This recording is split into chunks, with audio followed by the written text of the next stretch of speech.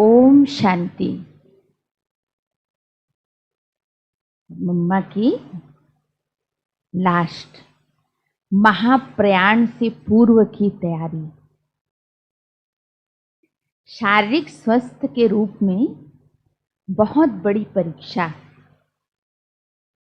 उनके जीवन में एक बहुत बड़ी परीक्षा उनके शारीरिक स्वास्थ्य ने ली। उन्हें जब विकराल रोग ने आ घेरा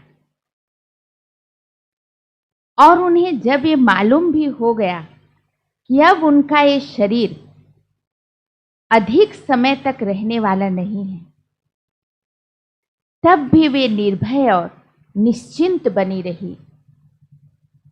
मनुष्य को सबसे अधिक भय मृत्यु का होता है और सबसे अधिक चिंता सुरक्षा की होती है।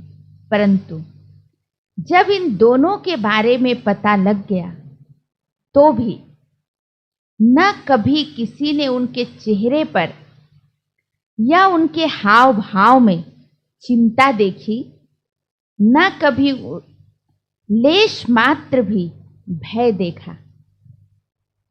उन्होंने अपना जीवन शिव बाबा को अर्पित कर दिया था और उन्हें अटल विश्वास था कि अब जो कुछ होगा उसमें कल्याण ही समाया हुआ होगा।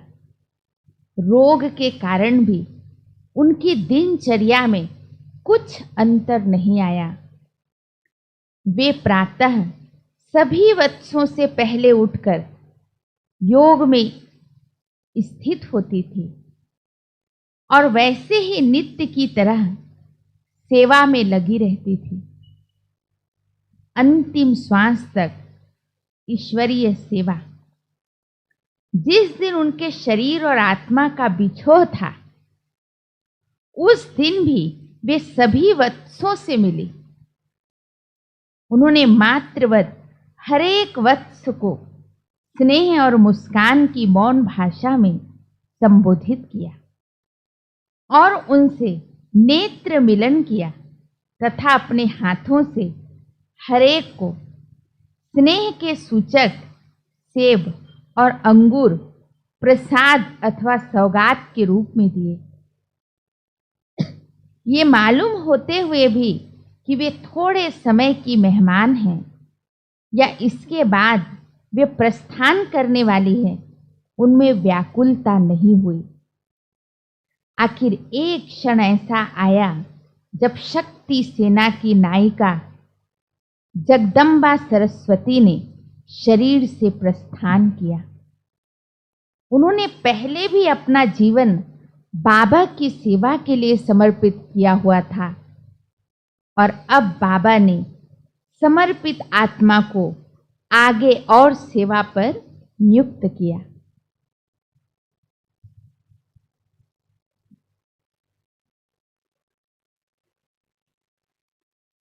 24 जून 1965 सुबह 10 बजे मम्मा सबको अंगूर दे रही थी।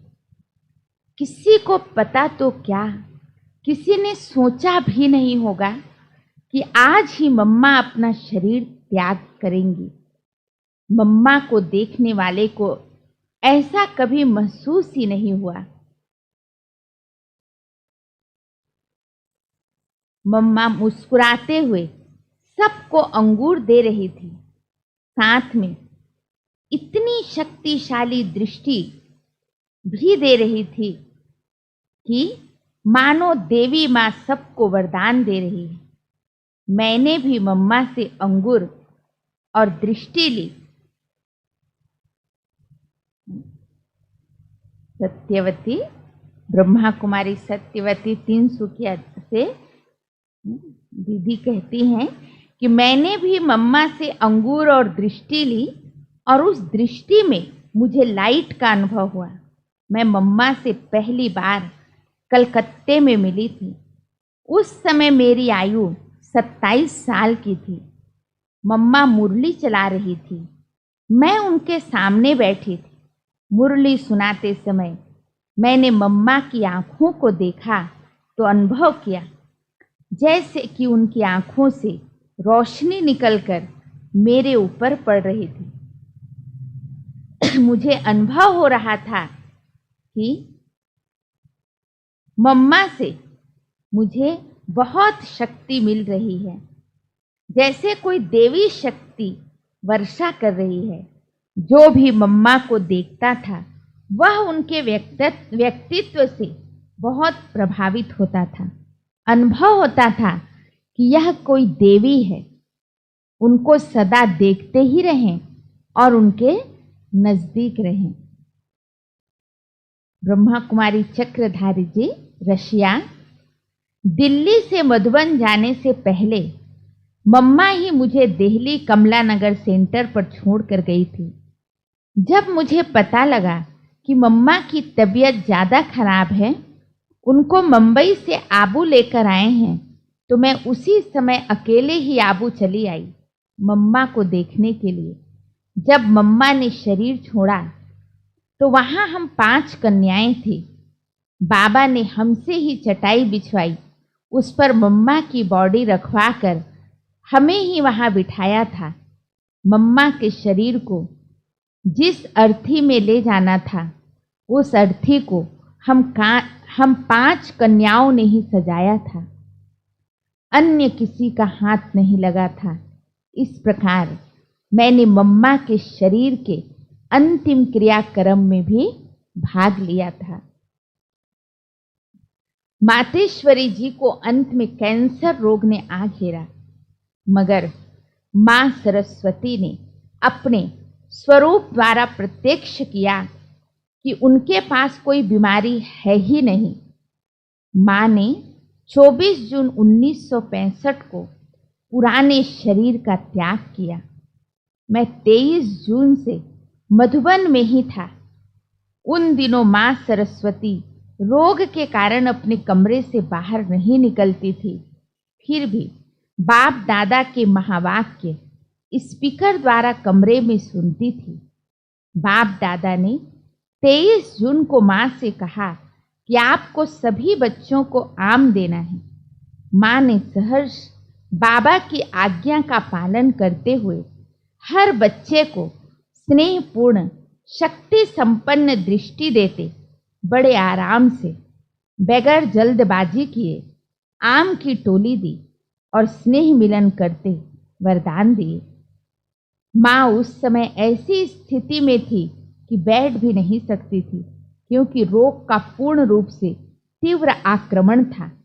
मगर माँ सरस्वती ने प्रकृति जीत का प्रत्यक्ष प्रमाण देते हुए बाबा की आज्ञा का पालन करते हुए अपनी संपूर्णता का साक्षात्कार कराया। मैंने आज तक बहुत कैंसर के मरीजों को देखा है। वे अंत समय असहाय और शक्तिहीन होते हैं और असहनीय दर्दों से ओतप्रोत होते हैं, मगर मां सरस्वती जी ने ईश्वरीय ज्ञान योग का प्रत्यक्ष प्रमाण देकर इस असाध्य रोग को भी परास्त कर दिया था। 24 जून को मां सरस्वती जी ने हर्षित चेहरे द्वारा अपनी संपूर्णता को प्राप्त कर इस नश्वर देह का त्याग किया। दिल्ली के कवि भाई ने कविता द्वारा अपनी श्रद्धांजलि अर्पित करते हुए कहा, इस यज्ञ में शिव ने ब्रह्मा पत्था बनाया, लेकिन हे मम्मा सरस्वती, तूने खुद को खुद ही बनाया। जब यह यज्ञ स्थापन हुआ तो शिव बाबा ने कहा कि इस दादा के तन का आधार लेकर मैं सतयुगी दैवी दुनिया की स्थापना करता हूँ, यही ब्रह्मा है। लेकिन मम्मा जगदम्बा सरस्वती ने अपने ही पुरुषार्थ द्वारा अपने आप को प्रत्यक्ष किया। यज्ञ माता बनकर संपूर्ण रूप से जिस्मानी तथा रूहानी रूप से यज्ञ को संभाला। ये बात कह रहे हैं ब्रह्मा कुमार विद्यासागर, दिल्ली से। दादी संतरी जी, मातेश्वरी नष्टो मोहा स्मृति स्वरूपा थी।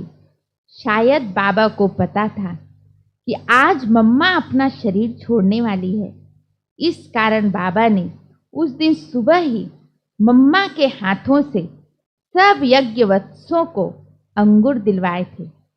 बाबा दिन में विश्राम कर 4 या 4:15 बजे उठे और मुझसे कहा, बच्ची जाओ मम्मा को देख कर आओ। संतरी दादी को कहा बाबा ने, जाओ बच्ची मम्मा को देख कर आओ।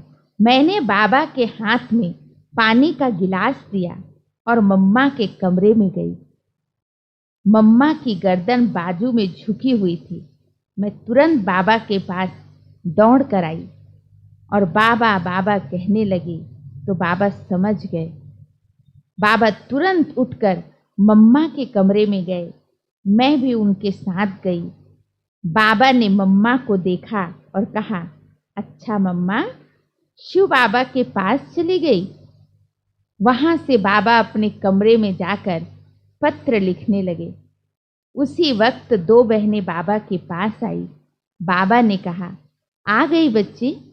वे रोने लगी तो बाबा ने कहा, क्या तुम बाबा के सामने मम्मा का दुख जताने आई हो? तुम बाबा के सामने रो रही हो। रोते कौन है? विधवा। मम्मा तो तुम्हारी थी ही नहीं, वो शिव बाबा की थी और शिव बाबा के पास चली गई।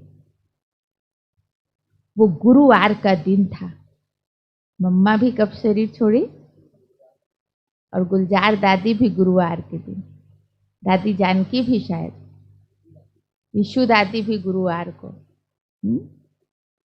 24 जून 1965 गुरुवार सुबह 10 बजे मम्मा ने सभी को अंगूर दिए। उस समय अंगूर का बगीचा बहुत बड़ा था। जहाँ पर बाबा की झोपड़ी है ना, वहाँ पर अंगूर का बगीचा था। अंगूर भी बहुत निकले हुए थे, परंतु मम्मा की बीमारी इतनी बढ़ गई थी कि कई दिनों से मम्मा ने बाहर आना ही बंद कर दिया था, बोलना बहुत कम कर दिया था। लेकिन मम्मा की अवस्था में कोई परिवर्तन नहीं आया। पहले जैसे ही उनकी वरदानी दृष्टि थी, पहले के जैसे ही मुस्कुराहट थी, वही निश्चिंत और अचल भाव था। अभी जो ईशु बहन का ऑफिस है, वहाँ मम्मा ने हर बच्चे को 4-4 अंगूर अपने हाथों से दिए। बाद में जमुना बहन बाबा को मम्मा के कमरे में लेकर आई। बाबा ने देखा और तुरंत डॉक्टर को बुलाने किसी को भेजा। डॉक्टर आया और चेक करके बताया कि मम्मा ने शरीर छोड़ दिया है। बाद में सब जगह संदेश भी भेज दिया। मम्मा ने 24 जून शाम करीब 4 बजे शरीर छोड़ा और 25 जून को मम्मा का अंतिम संस्कार किया गया। मम्मा के अंतिम दिनों के साथ का अनुभव। मुंबई से ब्रह्मा कुमार भ्राता रमेश जी कहते हैं, अप्रैल 1964 से मम्मा के साथ मेरे व्यक्तिगत अनुभव बहुत ही गहरे और हृदय स्पर्शी थे। मम्मा अप्रैल 1964 में मधुबन से सेवा केंद्रों पर चक्कर लगाने गई थी। मम्मा पंजाब का चक्कर लगाते हुए कानपुर पहुंचे। मैं मुंबई में था। एक दिन अचानक कानपुर से मुझे फोन में बताया गया कि कल मम्मा को एक डॉक्टर को दिखाया गया तो मम्मा के छाती पर एक गांठ दिखाई पड़ी। एक अन्य डॉक्टर को दिखाया तो उस डॉक्टर ने कहा कि यह गांठ कुछ विचित्र लगती है, इसलिए मातेश्वरी जी को मुंबई ले जाना चाहिए और वहाँ टाटा हॉस्पिटल में जांच करानी चाहिए। फिर कानपुर के भाई बहनों ने कहा, हमने बाबा को बताया तो बाबा ने कहा मम्मा पहले आबू आए। मम्मा के आबू आने के बाद क्या करना है क्या नहीं करना, इसका फैसला बाबा करेंगे। बीमारी की गंभीरता को जानते हुए मैंने फोन द्वारा मधुबन में बाबा से विचार विमर्श किया। मम्मा को कानपुर से सीधा मुंबई ले आने का निर्णय लिया गया। दादा विश्व किशोर भाऊ भी मधुबन से मुंबई आए। दादा विश्व किशोर के साथ मिलकर मैंने अपनी पहचान वाले डॉक्टर जायसवाल जी से टाटा हॉस्पिटल में चेकअप कराने का कार्यक्रम बनाया। चेकअप करने पर डॉक्टरों ने ऑपरेशन करने का फैसला लिया। ऑपरेशन का समय निश्चित हो गया। 2 दिन के बाद फिर मम्मा को हॉस्पिटल लेकर गए। ऑपरेशन थिएटर तक मम्मा को मैं और विश्व किशोर भाऊ ही लेकर गए। वार्ड बैच को नहीं दिया। ऑपरेशन थिएटर में मम्मा के साथ मेरी लौकिक बहन डॉक्टर अनीता भी थी। वह आकर जैसे जैसे समाचार सुनाती थी वैसे वैसे हम मधुबन में बाबा को सब समाचार साथ साथ बताते रहते थे। उसके बाद अस्पताल से मम्मा को मुंबई में अपने घर लेकर आए। ऑपरेशन के बाद मम्मा मुंबई में 1.5 महीने रही। बाद में मम्मा को लेकर मधुबन आए। डॉक्टर ने कहा था हर 3 महीने में चेकअप कराने के लिए मम्मा को मुंबई लाना पड़ेगा। मम्मा आती रही। जनवरी 12, 1965 को मम्मा को टाटा हॉस्पिटल में फिर दिखाया। जांच के बाद डॉक्टर ने 3 महीने बाद फिर चेकअप करने को कहा। मम्मा मुंबई से बेंगलोर गई। वहाँ 1.5-2 महीने रही। बाद में पुणे आई। अप्रैल 18 को मम्मा चेकअप के लिए मुंबई आई। मम्मा के साथ जमुना दादी और अनिला बहन गई। मैं नहीं गया क्योंकि जिस दिन मैं ऑफिस गया था, जब ऑफिस से वापस आया तो अनिला बहन का चेहरा उदास और पीला हो गया था।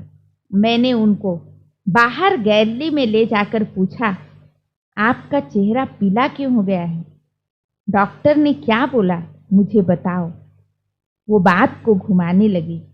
मैंने कहा, सच बताओ, डॉक्टर ने क्या बताया? उन्होंने कहा, तुम सुन नहीं सकोगे। मैंने कहा, मेरी चिंता न करो, वास्तविकता का सामना तो करना ही पड़ेगा। छिपाने से वो टलती नहीं है। फिर उन्होंने कहा कि मम्मा का कैंसर दावानल का रूप ले लिया है। फेफड़े दानावल की तरह, जंगल की आग की तरह फेफड़े की ओर फैल रहा है। इसका अर्थ डॉक्टर ने बताया है कि मरीज ज़्यादा से ज़्यादा 3-4 महीने तक ही जी सकेगा। दूसरे दिन मैं शील दादी के पास गया और कहा कि वतन में जाकर अव्यक्त बाबा को आवश्यक कार्य के लिए अपने तन में आने का अनुरोध करो। शील दादी ने कहा, आपको जो भी संदेश देना है मुझे दे दो, मैं सुबह उनके पास ले जाऊंगी। बाबा इतना साधारण है क्या कि जब चाहे आप बुलाओ और वो आ जाए? मैंने कहा, बात ऐसी ही है जो मैं आपको संदेश में भी नहीं सुना सकता, इसलिए आप बाबा के पास जाइए। मुझे पूरा विश्वास है कि बाबा जरूर आएगा।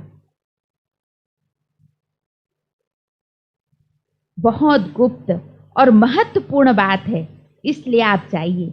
वे ध्यान में गई और 5 मिनट के बाद बाबा उनके तन में आ गए। बाबा से बातचीत हुई, सारा समाचार बताया। फिर बाबा ने कहा, बच्चा, ये ड्रामा की भावी है, टल नहीं सकती। अच्छा, तुमको एक काम करना है।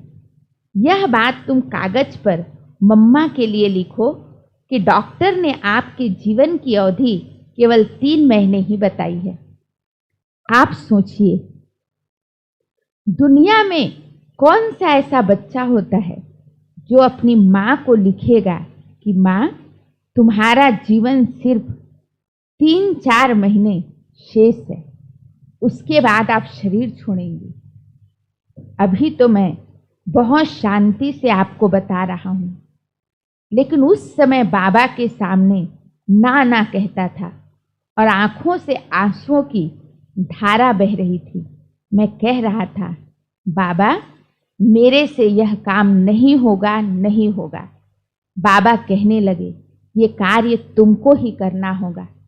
बाबा तुम्हें शक्ति देंगे। आज रात को ऑफिस से जाओ, मम्मा को पत्र लिखो और मम्मा के हाथ में ही दो। फिर मम्मा के पढ़ने के बाद उस पत्र को एक लिफाफे में डालकर मधुबन भेजना और ऊपर लिखना, साकार बाबा को ही मिले। तुम्हारे लिखत साकार बाबा ही पढ़ेंगे और कोई नहीं पढ़ सकेंगे। मैं ऑफिस गया और लिखना शुरू किया। 5-6 बार कोशिश की, परंतु लिखने की हिम्मत ही नहीं आई। आखिर किसी प्रकार मम्मा को पत्र लिखा और उसे एक लिफाफे में बंद किया। फिर रात के भोजन के बाद मम्मा के कमरे में गया। वो चिट्ठी मम्मा को दी और कहा, मम्मा ये आपको पढ़नी है। मम्मा ने कहा, ये किसकी चिट्ठी है? मैंने कहा, अव्यक्त बाप ने मुझसे लिखवाई है। मम्मा ने पढ़ा और कहा, ड्रामा की भावी। देखिए मम्मा का ड्रामा पर कितना निश्चय था कि सब कुछ जानते हुए भी कितनी निश्चिंत और अडोल थी। चिट्ठी पढ़कर मुझे वापस की। मैंने उसको आबू में साकार बाबा के लिए भेज दिया। उस महीने की 19 और 20 तारीख के ये दिन मेरे लिए बहुत कठिन परीक्षा के दिन थे, जिनका मुझे सामना करना पड़ा। दिल पर पत्थर रखकर मैंने इस पेपर को पास किया। उसके बाद रेडिएशन कराने के लिए रोज मम्मा को हॉस्पिटल ले जाना पड़ता था, ताकि कैंसर और जगह नहीं फैले। अंतिम बार डॉक्टर के पास मम्मा को अनिला बहन लेकर गई, जांच करवाई। तब डॉक्टर ने कहा, अब कैंसर बहुत बढ़ गया है, दुनिया की कोई भी दवाई अब काम नहीं करेगी। आप कृपया इनको जहाँ चाहे वहाँ ले जाइए, ताकि ये शांति से अपना शरीर छोड़ सके। मम्मा को सांस लेने में भी बहुत तकलीफ हो रही थी। जब डॉक्टर ने कहा कि वापस भेज दें, आखिर 3 बजे माँ के शरीर को की चौडोल पर पधरामणि दी गई और तस्वीरें आदि खींची गई। सब गोप गोपियां लाइन में खड़े थे।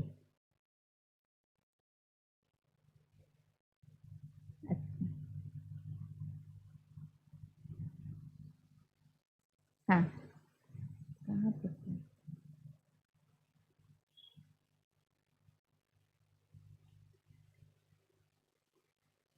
हाँ। जब डॉक्टर ने कहा कि उसको जहाँ चाहे ले जाइए, तब अनिला बहन को गारंटी हो गई कि हम बाजी हार गए। फिर हमने साकार बाबा को फोन पर बताया कि डॉक्टर ने ऐसा कहा है, क्या करें? तो बाबा ने कहा, मम्मा को आबू भेज दो। 4 जून 1965 को जब मम्मा हमारे घर से मधुबन के लिए विदाई देने वाली थी, उस दिन मैं गीत का एक नया रिकॉर्ड घर लेकर आया था। वो था, वो जाने वाले हो सके तो लौट के आना।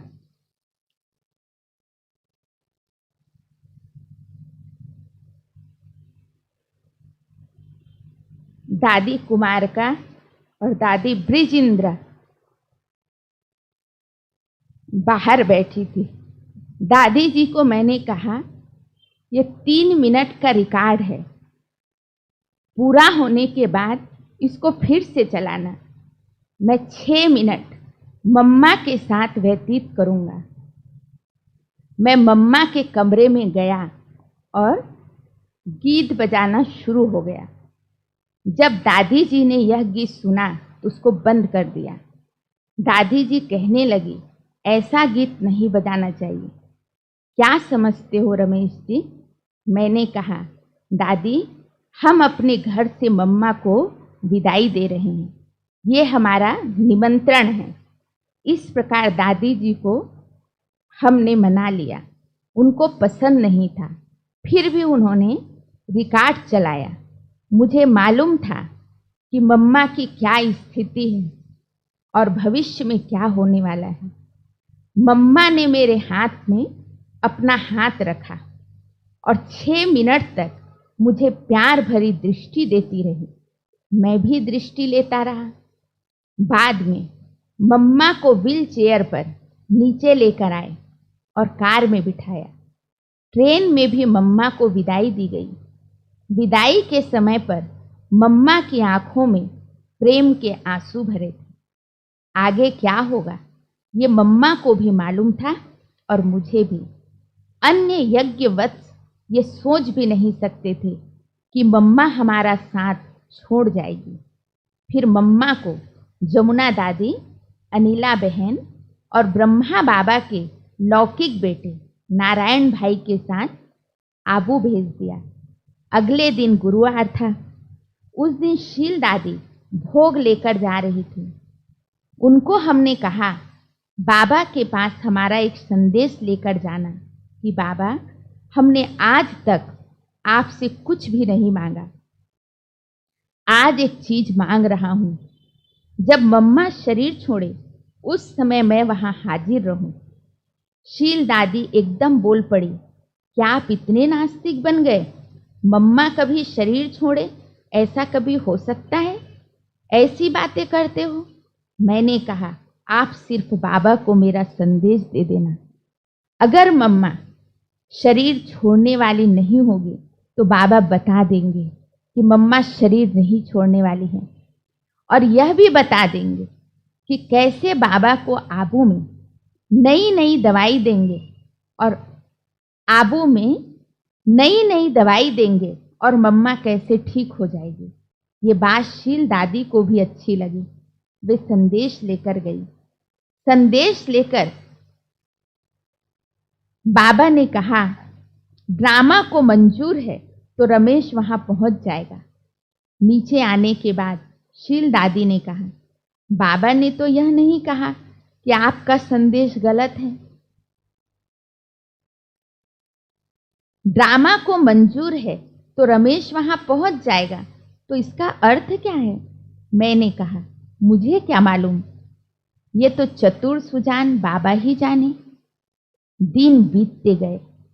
मम्मा ने जब शरीर छोड़ा तो पहला पहला ट्रंक कॉल बाबा ने मुंबई ही कराया था और वो फोन मैंने ही उठाया था। बताया गया कि मम्मा ने शाम को 4 या 4:10 पर शरीर छोड़ा है। जब फोन आया तो उस समय सब क्लास में थे।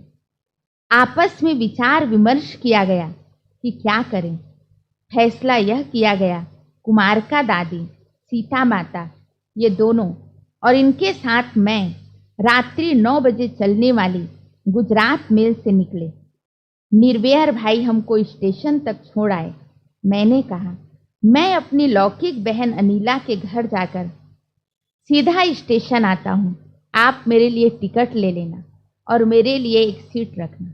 जब अनिला बहन के पास गया तो उन्होंने कहा बॉडी तो ज़्यादा समय नहीं रख सकते, इसलिए नहीं जाए तो अच्छा है। हम नहीं गए।